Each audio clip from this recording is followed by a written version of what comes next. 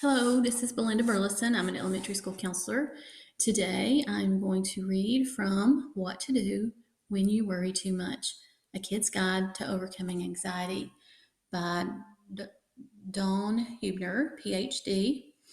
And here is this little student growing a humongous tomato plant. So I wonder, what have you helped grow? Have you grown some kind of plant or have you helped a little puppy? Um, what have you cared for to help grow? So be thinking about that. Maybe you want to draw a sketch of that thing while I'm reading. So here is the title of chapter 1, Are You Growing Worries? And these little things say, oh no, oh no. Are you sure? I can't. What if? Okay. Most things grow when you tend to them. Have you ever planted a tomato seed? If you cover your seed with rich dark soil and water it and make sure it gets plenty of sunlight, pretty soon a little green shoot will appear. And if you give it more water each day, the green shoot will turn into a big stalk with leaves and flowers. And then one day, a tomato will appear. And if you keep tending to your plant, more and more tomatoes will appear. Soon, you will have so many tomatoes that you might have to go to the library for a tomato cookbook so you can learn to make tomato sauce and tomato soup. Tomatoes will appear in your salad and next to your tuna fish. And you will find tomato sandwiches in your lunchbox, tomato juice for a snack, and tomato pasta for dinner. And one day, there will be so many tomatoes that your dad will suggest chopping them up to make tomato ice cream or even tomato cookies.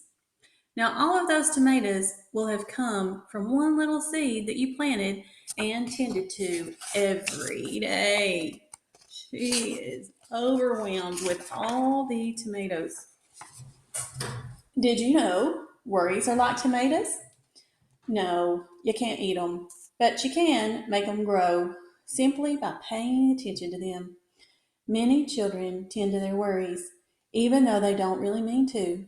And pretty soon, what might have started as just a little seed of worry has become a huge pile of problems that you don't know how to get rid of.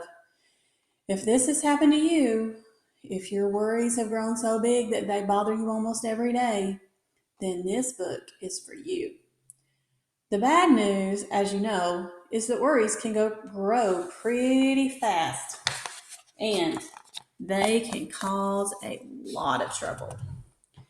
But the good news, which you may not know, is that you have the power to make the worries go away.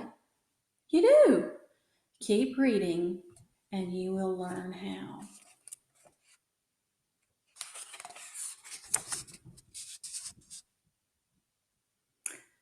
Chapter 2. What is a worry? I bet you already know that, or you wouldn't be listening. So while I am reading chapter 2, if you would like, you can draw something that you worry about. Now, grown-ups sometimes call worries anxiety or stress. People who worry a lot are said to be nervous or anxious. But whatever you call it, a worry is a thought that upsets you and makes you feel bad inside. A worry can be a specific thought that makes you feel scared, like, what if mom forgets to pick me up after my soccer practice?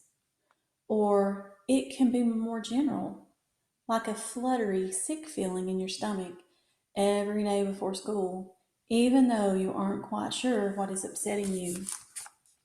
Here's my little soccer practice. Everyone feels worried sometimes. It's normal to feel worried on your way to the doctor or if you think you might be getting a shot or before a spelling test if the words are really hard. Most kids worry a little if they're having a new sitter watch them for the first time or if they have to walk into a dark room with no lights on at all.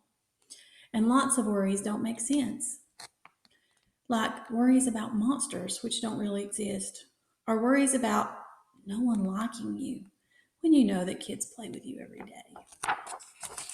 Here's the spelling test. Hard words, Kentucky. Whether or not a worry makes sense to other people, it sure seems real to the person who's feeling it. And isn't it nice when a hug or some reassurance makes the worry go away? But some worries don't go away. Kids who have troubles with worries find that their worries get stuck, even if their mom or dad is always there to get them after soccer practice, even if they aren't due for a shot at the doctor's office, or even if they have had fun with the sitter in the past.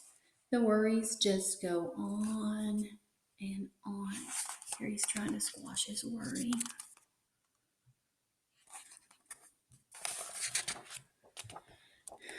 If you're reading this book with me, you are probably a kid whose worries have got stuck.